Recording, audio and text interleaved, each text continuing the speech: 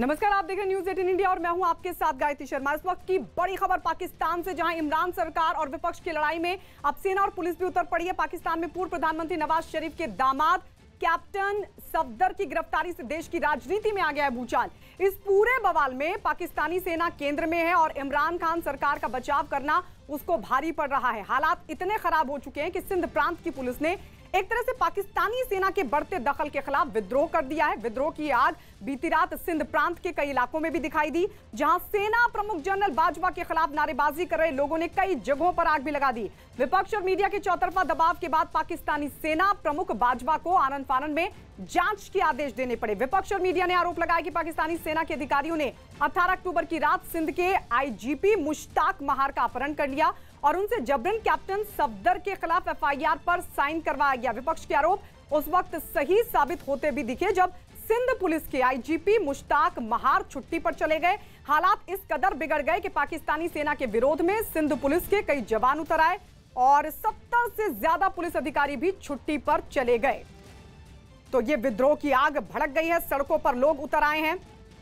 इस वक्त की बड़ी खबर, आईजीपी समेत सिंध पुलिस के कई अधिकारी छुट्टी पर चले गए हैं। पाकिस्तान में भड़की विद्रोह की आग, तस्वीरें भी लगातार हम आपको दिखा रहे हैं किस तरीके से सेना प्रमुख जनरल बाजवा के खिलाफ हो रही है नारेबाजी। लोगों ने कई जगहों पर आग भी लगाई और खुलकर किया जनरल बाजवा का विरोध। विपक्ष और मीडिया के चौतरफा दबाव के बाद अब पाकिस्तानी सेना प्रमुख का बाजवा को आनन फानन में जांच के आदेश देने पड़े। विपक्ष और मीडिया ने आरोप लगाया कि पाकिस्तानी सेना के अधिकारियों ने 18 अक्टूबर की रात सिंध के आईजीपी मुश्ताक महार का अपहरण कर लिया और उनसे जबरन कैप्टन सफदर के खिलाफ एफआईआर पर साइन करवाया गया।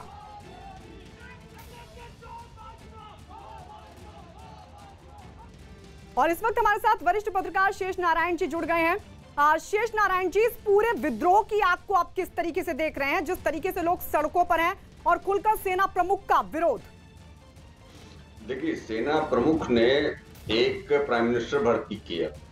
इमरान खान जो है शुद्ध रूप से बाजवा जो है कमर जावेद बाजवा इन्होंने तय को उसको अपॉइंट किया। अब इलेक्शन रिग करके कैसे करके, और उस वक्त क्योंकि क्रिकेट तो पॉपुलर आदमी थे और उनके कंधे, लेकिन अब बुरी तरह से एक्सपोज हो गए क्योंकि बलूचिस्तान में फ्रीडम मूवमेंट फुल फ्लेज चल रहा है। सिंध में भी यानी नवाज शरीफ को इन लोगों ने देश निकाला दे दिया, उनको हर तरह से घेरा हुआ, उनकी बेटी ने मैदान ले लिया है। और मुझे तो विश्वास ही नहीं हुआ कि पंजाब में आमतौर पर इनका इन्फ्लुएंस होता है नवाज शरीफ के परिवार पर, लेकिन सिंध में जो रैली हुई है और उसके बाद जो रैली अगली बलूचिस्तान क्वेटा में होने जा रही है, तो उसके बाद बाजवा को समझ में आ गया है कि तो पूरी कौम के साथ है। अब वो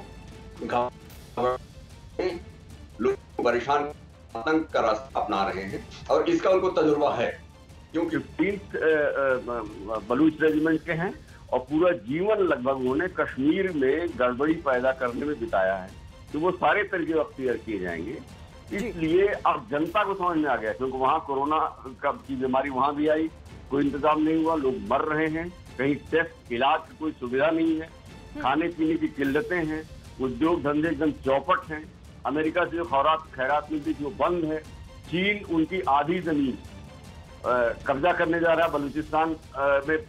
तो इस तरह से माहौल जो है इस वक्त वहाँ फ्रंटियर जिसको कहते हैं हमारे, जहाँ के खान अब्दुल गफ्फार खान साहब थे, उसको अब इन लोगों ने खैबर पख्तूनख्वा नाम दे दिया है। वहाँ भी इनके पंजाबी डोमिनेंस के खिलाफ आंदोलन चल रहा है। तो कुल मिला के माहौल ये है कि पाकिस्तान की जनता की समझ में नहीं आ रहा है कि फौजी ने एक प्रधानमंत्री भर्ती करके उसके कंधे में बंदूक रख के हम लोग को जीना दूभर कर दिया है, तो इसको उनको दुरुस्त करना है। तो सारी लड़ाई इसी बात, और इसकी वजह से अब इमरान खान को तो कठपुतली अब सब मानते हैं पूरे पाकिस्तान में। अब इमरान खान का कोई मतलब नहीं, अब सीधे सीधे जो असली मालिक है सत्ता का, उसके खिलाफ जनता मैदान में जुटी है और उसी का नतीजा है जो आप देखिए। जी, शेष नारायण जी हमारे साथ इस वक्त पाकिस्तान से वरिष्ठ पत्रकार इफ्तिखार शिराजी और पाकिस्तान से ही सादिक अनवर, वो भी पत्रकार है, हमारे साथ हैं। सबसे पहले इफ्तिखार शिराजी जी, आपके पास आते हुए, ये जो विद्रोह अब पाकिस्तान की सड़कों पर दिखाई दे रहा है सेना प्रमुख के खिलाफ, इस विद्रोह का बड़ा कारण क्या है? वहां की मीडिया किस तरीके से इसको देखती है?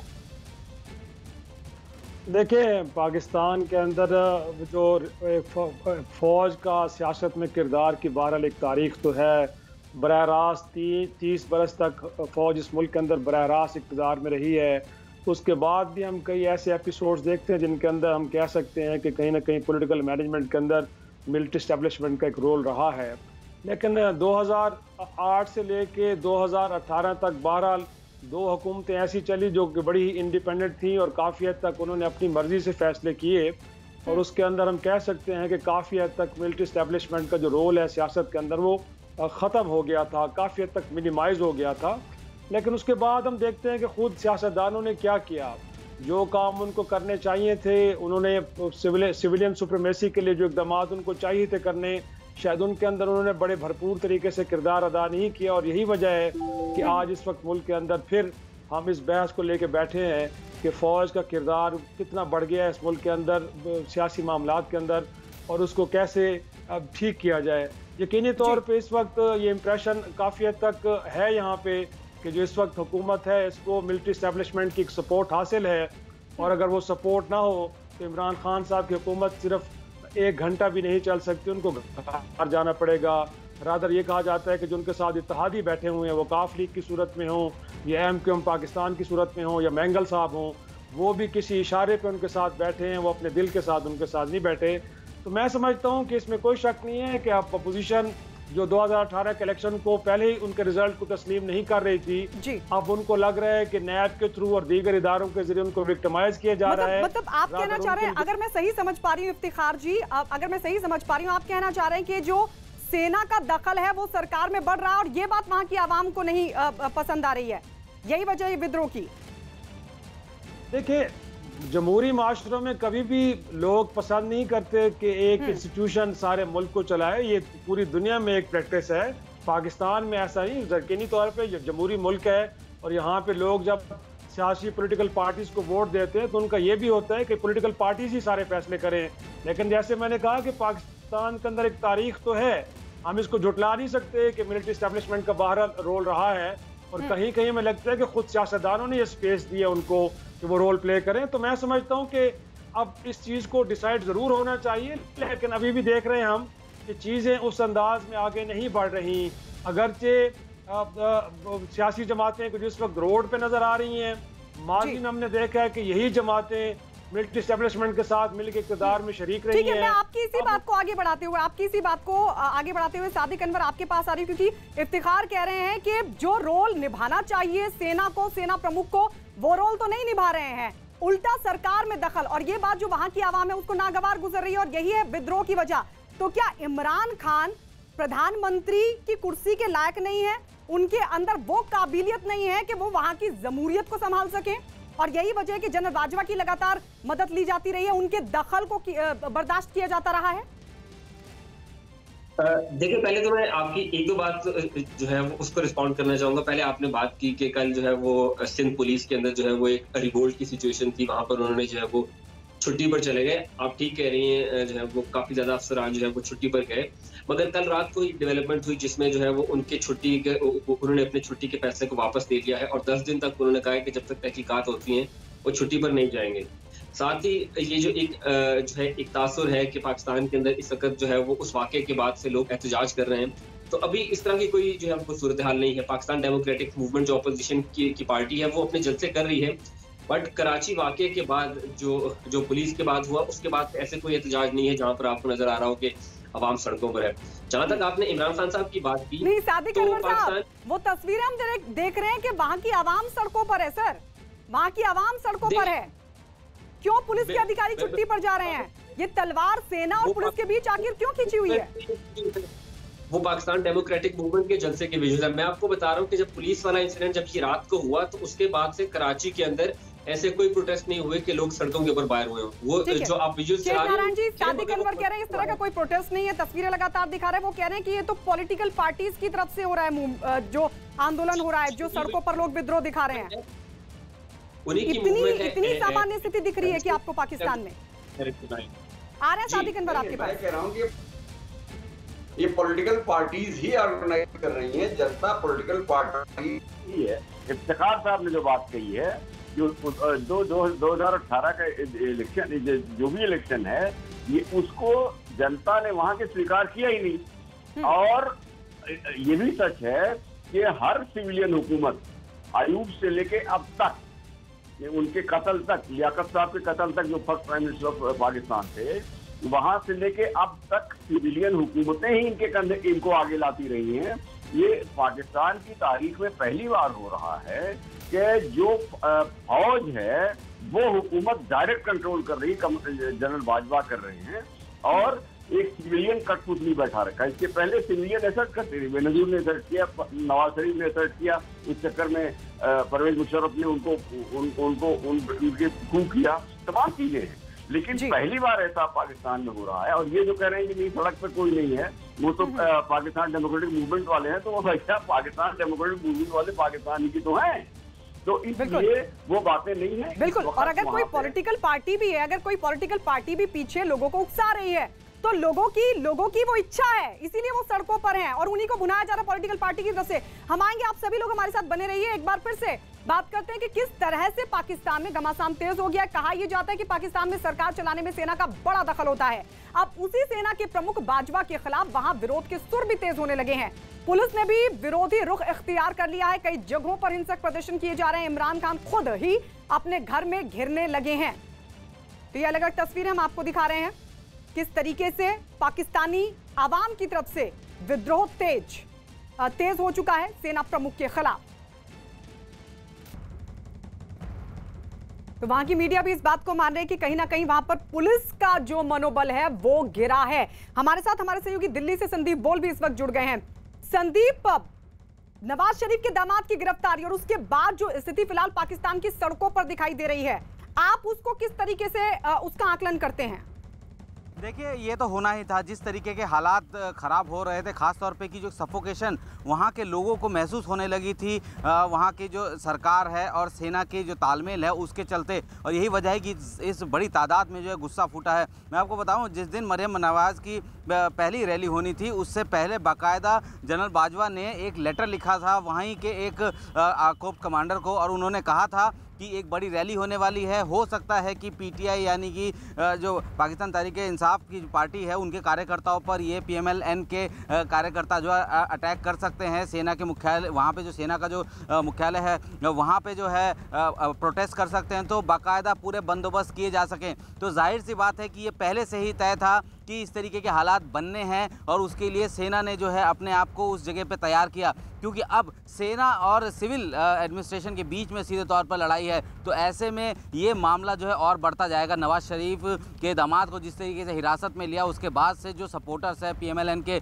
वो जो है खासा नाराज़ है। जिस तरीके से कल रात की घटना हुई, वहाँ पे जो है बाकायदा एक सेना का जवान मारा गया, बताया जा रहा है 10 पुलिस वाले जो है वो क्रॉस फायरिंग में मारे गए, मॉल में लूटपाट हुई, आगजनी हुई। तो ये अब सिविल जो एडमिनिस्ट्रेशन है वो बनाम जो है सेना हो गया है। तो ऐसे में अब ये दबाव जो है इमरान खान पे लगातार बढ़ता जा रहा है, और चूंकि आज एफएटीएफ की बैठक भी होनी है, एक महत्वपूर्ण बैठक है, तो ऐसे में ये इस वक्त पाकिस्तान में सबसे बड़ा जो है इस वक्त उथल पुथल की स्थिति इस वक्त देखी जा रही है। और हो सकता है कि इस पूरे इलाके में, हालांकि इस पूरे इलाके को जो हाई अलर्ट में घोषित कर दिया गया है, किसी भी जगह जो है भीड़ इकट्ठा होने नहीं दिया जा रहा है। सेना ने पूरी तरह से मोर्चा संभाल लिया। तो अब सेना और सरकार बनाम अपोजिशन है, और उसमें जो है पुलिस भी शामिल है। तो जाहिर सी बात है कि अब स्थितियाँ जो है पाकिस्तान में बहुत ज़्यादा बेहतर नहीं दिख रही है। और अभी ये विद्रोह बढ़ा तो क्या होगा, ये विद्रोह बढ़ा तो क्या होगा? संदीप, आएंगे आपके पास। इस सबके बीच ये भी बता दें, लंदन में रह रहे पाकिस्तान के पूर्व पीएम नवाज शरीफ ने अपने दामाद की गिरफ्तारी का विरोध किया और सेना प्रमुख बाजवा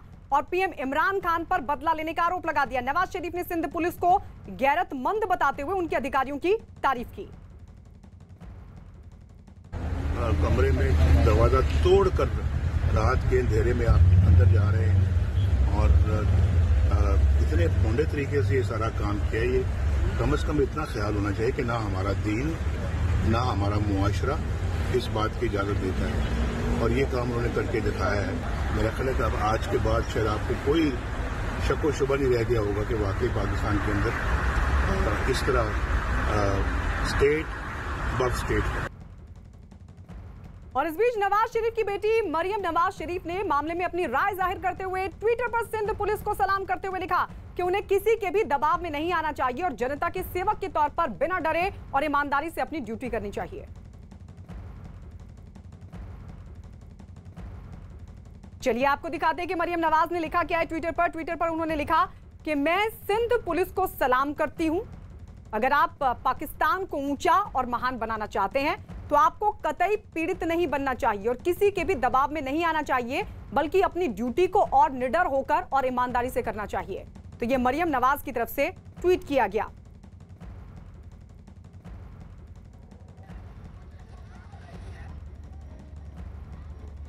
उजाला नहीं हो जाएगा। सभी खास मेहमान लगातार हमारे साथ बने हुए। शेष नारायण जी, आपके पास आते हुए, ये जो सेना और विपक्ष के बीच जो फिलहाल लड़ाई दिखाई दे रही है, उसमें क्या पुलिस को मोहरा बनाया जा रहा है? ये आप विपक्ष और इसकी लड़ाई नहीं, जब आप एक सूबे के सिंध के कराची में आईजी पुलिस मापे का सबसे बड़ा अफसर है, उसको फौज जाके अगवा कर लेती है और पकड़ के उनको पता नहीं अनडिस्प्यूट डेस्टिनेशन पे ले जाती है और उससे उसको धमकाती है। तो ये मामला अब सिविल वॉर का है। पाकिस्तान में इस वक्त सिविल वॉर है और वो खुद छुट्टी पे चले गए थे। उन्होंने अपना कहा कि 10 दिन बाद जाऊंगा, आज की खबर ये है। और वो अकेले छुट्टी पे नहीं जा रहे थे, वो पूरी की पूरी पुलिस के जितने ऑफिसर्स थे सब छुट्टी पे जा रहे थे। इसका मतलब अगर पुलिस बगावत कर देती है बाबू, तो लॉ एंड ऑर्डर का क्या होगा? और ये जनरल बाजवा जो हैं, ये अपने गुर्गों को अपने फौज, क्योंकि देखिए फौज का अफसर वहां जहां भी जाता है जो चाहता है करता है, बदमाशी करता है ऐलानिया, तो उसको उनकी सुप्रीमेसी को स्टैब्लिश, इसमें इमरान खान वगैरह की कोई भूमिका नहीं है। इमरान खान तो बैकग्राउंड पे वैसे ही जा चुके हैं। सीधी सीधी लड़ाई पुलिस वर्सेस आर्मी हो चुकी है और अभी पता लगा है कि उन्होंने कह दिया नहीं हम 10 दिन बाद छुट्टी पे जाएंगे, यानी उन्होंने टाला है, उसको खत्म नहीं किया है। तो वो जो गुस्सा है पुलिस में, वो मामूली चीज नहीं है, इससे सिविल वॉर। और ये कितना बिगड़ सकता है, क्योंकि फौज वाले मानेंगे नहीं और उनको भी अपनी थोड़ी बहुत इज्जत तो है कि भाई आपका आईजी अगर अगवा कर लिया जा रहा है तो कहां जाएंगे आप। ये हालात बहुत ही खराब है पाकिस्तान में और ये मामला केवल पाकिस्तान का नहीं है, इसके पहले कि बहुत बिगड़ जाए, जैसे वहां लीबिया में हो गया और दीगर जगहों को हो गया। इंटरनेशनल कम्युनिटी को इसमें इंटरवीन करना चाहिए कि भाई जो लोग मारे जा रहे हैं आपके झगड़े में, वो इंसान हैं, वो पाकिस्तान के अवाम हैं, उनको दुरुस्त करनी चाहिए। इंटरनेशनल कम्युनिटी को इसमें इंटरफेयर करना चाहिए। इस पर भी आएंगे आपके पास। हमारे साथ वरिष्ठ पत्रकार पाकिस्तान से इफ्तिखार शिराजी और पाकिस्तान से ही सादिक अनवर भी लगातार बने हुए हैं। इफ्तिखार जी, आपके पास आते हुए, क्या आपको भी लगता है कि पुलिस को मोहरा बनाया जा रहा है? शेष नारायण जी, मैंने विपक्ष और सेना इसलिए बोला क्योंकि इमरान तो सेना के कहने पर ही चलते, वो तो कठपुतली है। इफ्तिखार जी, आपको लगता है कि वाकई अब इस पूरी लड़ाई में कहीं ना कहीं पुलिस को मोहरा बनाया जा रहा है? और जब आप नवाज शरीफ कह रहे थे, वो कह रहे थे कि किस तरीके से गिरफ्तारी की गई, किस तरीके से एक आईजी का अपहरण कर लिया गया, क्या ये सब काम सेना का है? देखिए, इसमें कोई शक नहीं कि जो कराची का वाक़या है वो बहुत ही गलत हुआ है और मेरा ख्याल में कि जिन लोगों ने भी इकदाम उठाया बुनियादी तौर पे उन्होंने कोई ठीक काम नहीं किया। इससे बराह रास्त एक तरह से जब वहाँ की एक सूबाई हुकूमत और एक पार्टी के सरबराह ये बात कर रहे हैं कि सूबाई हुकूमत ने ये काम नहीं किया बल्कि करने वाले कोई और थे, तो इससे कोई शक नहीं है कि इससे फ़ौज का इमेज बुरी तरह मुतासर हुआ है। लेकिन मैं समझता हूँ कि उसके बाद जो जनरल बाजवा ने इकदाम लिया है, ये एक मुनासिब और मुस्बत इक़दाम है जिससे इस इम्प्रेशन को तक़वियत अब नहीं मिल। स्टेट विद इन स्टेट या स्टेट अबव स्टेट की कोई कहानी है। अगर किसी एक पॉलिटिकल पार्टी ने मुतालबा किया तो उसके ऊपर अगले 5 मिनट के अंदर मिलिट्री एस्टेब्लिशमेंट ने रिस्पॉन्ड भी किया है और हम उम्मीद करते हैं कि सूरत हाल को ठीक करने के लिए जो ज़रूरी इक़दाम हैं वो किए जाएंगे। लेकिन एक बात मैं ज़रूर यहाँ पे कहना चाहूँगा कि इस वक्त जो सिचुएशन पर ये करेगा कौन? इफ्तिखार साहब, ये करेगा कौन? ये करेगा कौन? इमरान तो करना ही नहीं चाहते हैं, वो तो सेना की कठपुतली है, वो तो सेना के कहने पर चल रहे हैं। इसमें कोई शक नहीं है कि बिलावल भुट्टो ने भी इसीलिए प्राइम मिनिस्टर से मुतालबा नहीं किया, उसने आर्मी चीफ से और DGI से कहा, उसे मालूम है कि यकीनी तौर पे शायद प्राइम मिनिस्टर पाकिस्तान ये कर नहीं सकते या वो करना नहीं चाहते, क्योंकि उनका जो अब तक 2 सालों में हमने कंडक्ट देखा है, उनका मिजाज बिल्कुल भी सियासी नहीं है। वो सियासतदानों के साथ मिलकर बैठना नहीं चाहते, वो गुफ्तगू नहीं करना चाहते। ठीक है, आएंगे आपके पास। इस बीच अपने दर्शकों को बता दें कि पाकिस्तान की सेना प्रमुख ने बिलावल से फोन पर बात की और जांच शुरू किए जाने की जानकारी दी। खबर के बातचीत के बाद बिलावल ने सेना प्रमुख का शुक्रिया अदा किया। बिलावल भुट्टो ने सेना प्रमुख से पुलिस के आईजी के अपहरण के मामले में जांच की सिफारिश की थी। सादिक अनवर जी, आप क्या समझते हैं? क्योंकि आप सोचिए, खुद नवाज शरीफ के आप सभी इस बात को लेकर के सवाल, अब वहां की पाकिस्तानी मीडिया भी ये सवाल उठा रही है कि क्या इस तरीके से पुलिस के साथ, पुलिस के किसी अधिकारी के साथ व्यवहार किया जाता है, और क्या सेना का यही काम है? मान लीजिए आपने, चलिए आपने गिरफ्तारी कर ली नवाज शरीफ के दामाद की, लेकिन पुलिस के अधिकारियों को आपको नहीं लगता कि मनोबल गिरा है कहीं ना कहीं? बिल्कुल गिरा है, बल्कि उनके जितने भी रेजिग्नेशन आए हैं उन सब में उन्होंने यही लिखा है कि उन्हें टाइम चाहिए रिकवर करने के लिए। मैं सिर्फ इस चीज को एक कॉन्टेक्स्ट में रख दूं कि ये जो पूरी मूवमेंट है पाकिस्तान के अंदर, जो अपोजिशन की मूवमेंट है, ये तमाम है ही इसी के ऊपर कि जो मिलिट्री एस्टेब्लिशमेंट की इंटरफेरेंस है पॉलिटिक्स में, उसको कम किया जाए। और ये जो इंसिडेंट है ये उसी के तनाजुर में हुआ है, उसी के कॉन्टेक्स्ट में हुआ है। सिर्फ 2-3 चीजें मैं आपको बताना चाहूंगा। ये हमारे जो नई दिल्ली से जो भाई हैं, उन्होंने कुछ बातें की हैं, वो आई एम सॉरी बट वो जो उन्होंने लेटर का जिक्र किया वो एक फोटोशॉप लेटर था, मेजर गौरव आर्या ने शेयर किया था, तो वो बिल्कुल भी ठीक नहीं है। ये इसमें कोई शक नहीं कि पाकिस्तान के अंदर एक जो है सिविल मिलिट्री इम्बैलेंस है, टसल चल रहा है, बट जो है वो लेटर है वो फेक है। इसी तरह इस वक्त पाकिस्तान के अंदर ऐसी कोई सिचुएशन नहीं है कि सिविल वॉर है। हाँ, पाकिस्तान के अंदर एक स्ट्रगल चल रही है जिसके अंदर सिविलियन ऑपोजिशन पार्टीज जो हैं वो अपनी स्पेस को रीगेन करना चाहती हैं और चाहती हैं कि इलेक्शंस के अंदर या day to day policy making decisions के अंदर मिलिट्री का इन्फ्लुएंस कम हो। ये जो कराची वाला इंसिडेंट है, ये इसकी तो कोई भी जस्टिफिकेशन जो है वो पॉसिबल ही नहीं है, और इसीलिए आपने देखा कि आर्मी ने भी इंक्वायरी का कहा है और पीपल्स पार्टी गवर्नमेंट ने भी इंक्वायरी का कहा है। और जहां तक मैं आपको बता सकता हूँ, मैं इंटरनेशनल मीडिया वही तो हम कह रहे हैं कि पाकिस्तानी आवाम को नहीं है पसंद वहां पर कि सेना का दखल हो सरकार में, यही तो हम कह रहे हैं। आएंगे आपके पास। इस बीच एक बड़ी खबर पाकिस्तान से, जहां इमरान सरकार भारत को बदनाम करने के लिए एक बड़ी साजिश रच रहे हैं। पाकिस्तान में विरोधी दलों के निशाने पर आए इमरान खान पर सेना प्रमुख बाजवा ने एक बड़ी साजिश रची है। सूत्रों के मुताबिक जो बड़ी खबर मिल रही है उसके मुताबिक इमरान और सेना प्रमुख बाजवा पाकिस्तान में कुछ बड़ी राजनीतिक हत्याएं करवाने की साजिश कर रहे हैं और इसका आरोप भारत पर लगाने की तैयारी। 18 अक्टूबर को रावलपिंडी में सेना मुख्यालय में एक बड़ी बैठक हुई जिसमें 25 अक्टूबर को होने वाली विपक्ष के रैली में आत्मघाती हमले की तैयारी की गई। इस हमले के लिए टाइगर फोर्स का इस्तेमाल किया जाएगा जिसमें हिज्ब और जैश के आतंकी शामिल होंगे। तो ये बड़ी साजिश का पर्दाफाश, आईएसआई ने रची नेताओं की हत्या की साजिश। संदीप हमारे सहयोगी दिल्ली से लगातार हमारे साथ बने हुए हैं। संदीप, और क्या जानकारी इस पूरी साजिश के बारे में?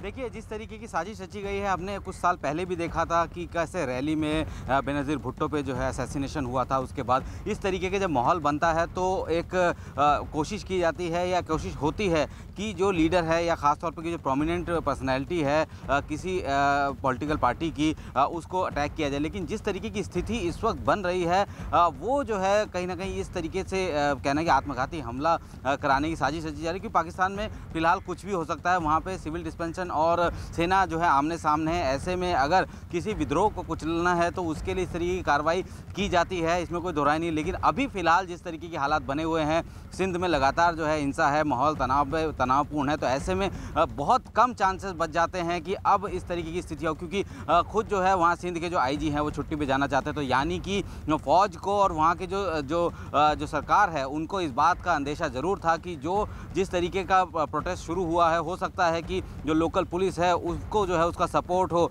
और इसी वजह से जो इस तरीके की स्थिति हुई। अगर जनरल बाजवा सीधे सिंध के आईजी को फ़ोन करते हैं, उनसे बात करते हैं, तो जाहिर सी बात आप समझ सकते हैं कि ग्राउंड में सिचुएशन कैसी है। और बात रही है पॉलिटिकल असैसिनेशन की, इस तरीके की चीज़ें पीछे भी हम लोग कई बार देखते आ चुके हैं। तो अगर इस तरीके की गतिविधि होती है वहाँ पर तो इससे कोई चौंकने वाली बात नहीं है। लेकिन फ़िलहाल की स्थिति जो है, कल रात से जिस तरीके की स्थितियाँ जो है बदली हैं, मुझे लगता है कि शायद ये जो प्रोसेस जो कार्रवाई करने की फिराक में थे, जो सूत्र बता रहे थे, कोशिश में थे, शायद हो सकता है कि वो टाल दी जाए। क्योंकि अभी सिचुएशन बहुत ज़्यादा टेंस है और पूरे इलाके में जो है हाई अलर्ट किया गया। तो अभी सरकार और सेना जो है बिल्कुल नहीं चाहेगी कि ये टकराव जो है और ज़्यादा बढ़े। तो हो सकता है कि जो प्लानिंग फ़िलहाल पहले की गई थी बैठकों के दौरान, शायद हो सकता है कि उसको पोस्टपोन किया जा सकता है। लेकिन ये इतिहास रहा है पाकिस्तान में, जिस तरीके से पॉलिटिकल किलिंग हम लोगों ने देखी है। बेनज़ीर भुट्टो तक को जो है उन्होंने पाकिस्तान में पॉलिटिकल पॉलिटिकल किलिंग, राजनीतिक हत्याएं, वहां पर इमरान और सेना की साजिश, ये बड़ी साजिश का पर्दाफाश सूत्रों के हवाले से इफ्तिखार जी आप किस तरीके से देख रहे हैं? मतलब राजनीतिक हत्याएं वहां पर, आरोप भारत पर। नहीं, ऐसा तो मेरे ख्याल में हरगिज नहीं है कि अगर बेनज़ीर भुट्टो का कोई कत्ल हुआ तो भारत को इल्ज़ाम दिया गया या उससे पहले कुछ हुआ, ऐसा हरगिज नहीं है। लेकिन जाहिर सी बात है, न सिर्फ पाकिस्तान बल्कि हिंदुस्तान की भी तारीख है, महात्मा गांधी से लेके उसके बाद इंदिरा गांधी और फिर राजीव गांधी, वहाँ पे भी इस तरह के वाक़यात हुए हैं। तो पाकिस्तान और हिंदुस्तान की पॉलिटिक्स के अंदर तशद्दुद का एलिमेंट तो बहरहाल हमेशा से रहा है। तो ऐसी कोई बात नहीं है कि हम ये कहें कि उससे मुबर्रा है। लेकिन जाहिर सी बात है, कुछ चीज़ें ऐसी हैं कि जिनको लेके दोनों मुल्क एक दूसरे के ऊपर इल्ज़ामात लगाते रहते हैं। हिंदुस्तान से भी इल्ज़ाम इस तरह के आते हैं। और इस बीच एक बड़ी खबर बता दें अपने दर्शकों को, पाकिस्तान के कराची में हुआ है धमाका। ये बड़ी खबर इस वक्त की पाकिस्तान से मिल रही है। कराची में धमाका हुआ है इस वक्त की बड़ी खबर, पाकिस्तान के कराची में धमाका हुआ है। ये बड़ी जानकारी, बड़ी खबर इस वक्त मिल रही है। कराची में धमाके से इमारत की एक मंजिल गिर गई है, तो एक इमारत को पहुंचा है नुकसान इस धमाके से। पाकिस्तान के कराची में धमाका हुआ है। धमाका किस तरीके का था, लगातार हम अपडेट आपको देते रहेंगे। लेकिन इस बीच जो बड़ी खबर मिल रही है वो ये कि पाकिस्तान के कराची में हुआ है धमाका। कराची में धमाके से इमारत की एक मंजिल गिर गई है। ये देखिए धमाके की खबर, इफ्तिखार साहब। जी जी जी, बिल्कुल बिल्कुल, ये रिसेंट डेवलपमेंट हुई है यकीनी तौर पे। और अब देखना ये पड़ेगा कि इसमें वजूहात क्या है। क्या ये कोई एक्सप्लोजन है, कोई वहाँ पे कोई डिवाइस प्लांट की गई थी, या यहाँ पे कुछ ऐसी भी बाज़ होती हैं कि गैस सिलेंडर्स होते हैं और उनकी वजह से भी धमाके होते हैं। तो अभी तक सूरत हाल वाज़े नहीं है कि हम कह नहीं सकते कि इसकी वजूहात क्या हैं। लेकिन यकीनी तौर पे ये एक हैपनिंग हुई है जिसके बारे में आगे चल के कुछ वाज़े होगा कि इसकी वजूहात क्या हैं। तो फ़िलहाल यकीनन इस माहौल के अंदर जब इस तरह की चीज़ें होती हैं तो ज़ाहिर सी बात है उसका एक बड़ा इम्पैक्ट होता है। तो यकीनी तौर पे कराची वैसे भी जो एक फाइनेंशियल हब है पाकिस्तान का, और वहाँ पे कोई भी इस तरह की कोई चीज़ें होती हैं तो उससे पाकिस्तान की मईशत के ऊपर बराह रास्त असर पड़ता है, स्टॉक मार्केट के ऊपर बराह रास्त असर पड़ता है। तो देखते हैं कि इसमें हुआ क्या है। बुनियादी तौर पे अभी जैसे बताया जा रहा है कि एक्सप्लोजन हुआ है, लेकिन वजूहात देखने की कोशिश की जाएगी कि इसके पीछे रीजंस क्या हैं। क्या ये कोई दहशतगर्दी की वारदात है या कुछ और रीज़न है। लेकिन अभी तक हम चीज़ वाज़े तौर पे नहीं बता सकते कि रीज़न क्या है। लेकिन ठीक है, शुक्रिया आप सभी का हमारे साथ जुड़ने के लिए। तो ये धमाका हुआ कराची में, किस तरीके का धमाका, लगातार इससे जुड़ा अपडेट आपको देते रहेंगे। और इस बीच आपको बता दें, पाकिस्तान में बवाल से जुड़ा हर अपडेट, हर खबर देखिए news18india.com पर।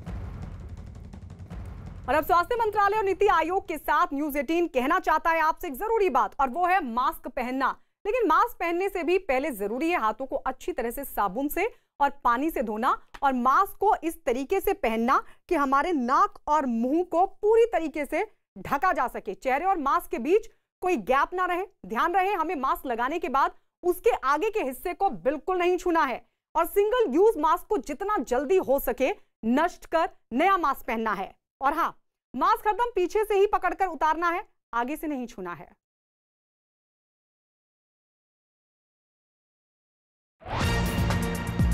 News18 इंडिया NBA का सदस्य है और निष्पक्ष और जिम्मेदार पत्रकारिता के लिए बनाए